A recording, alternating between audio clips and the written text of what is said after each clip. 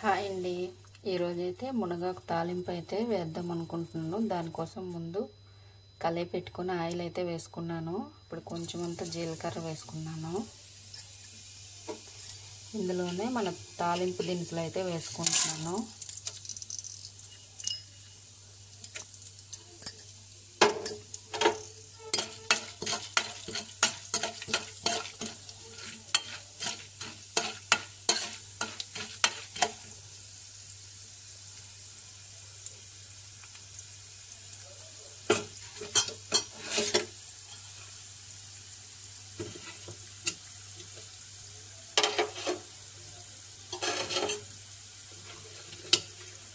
దీనిలోనే ఎండుమిర్చి,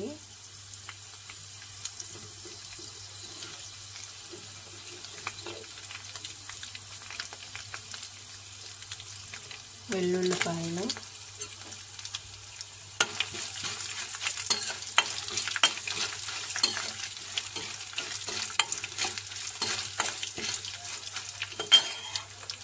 ఉల్లిపాయలు కూడా వేసుకుంటాం.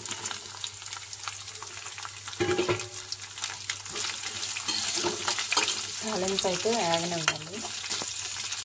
ఇందులోనే కరివేపాకు కూడా వేసుకుంటున్నా.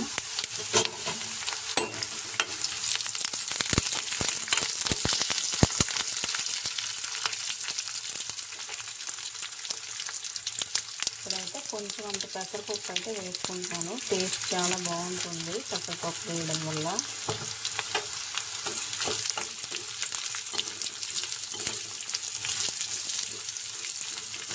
ఇదిగోండి, క్లీన్ చేసుకున్న మునగాకు అయితే కడిగి అయితే పక్కన పెట్టుకున్నాను.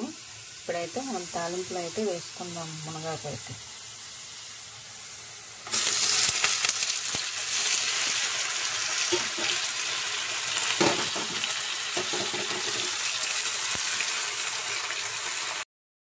అంతా కలుపుకున్నానండి. ఇప్పుడైతే మూత పెట్టుకొని సిమ్లో పెట్టి ఉడికించుకోండి.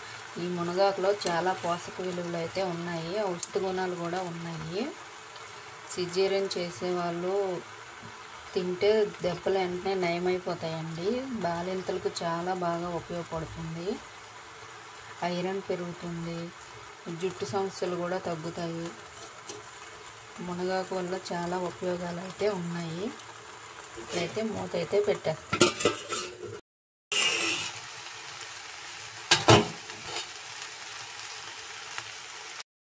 ఇదిగోండి, మునగాకు అంతా మగ్గిపోయింది.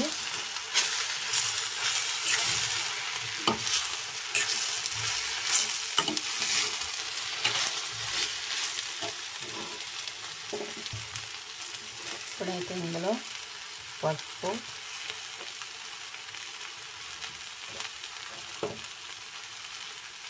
కారం,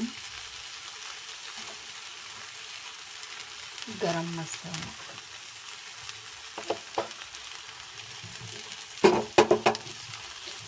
సాల్ట్ కూడా వేసేస్తాను.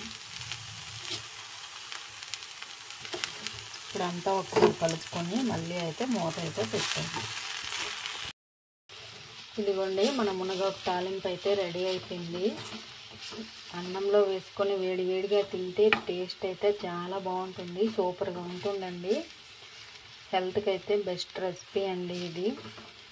చాలా బాగుంటుంది.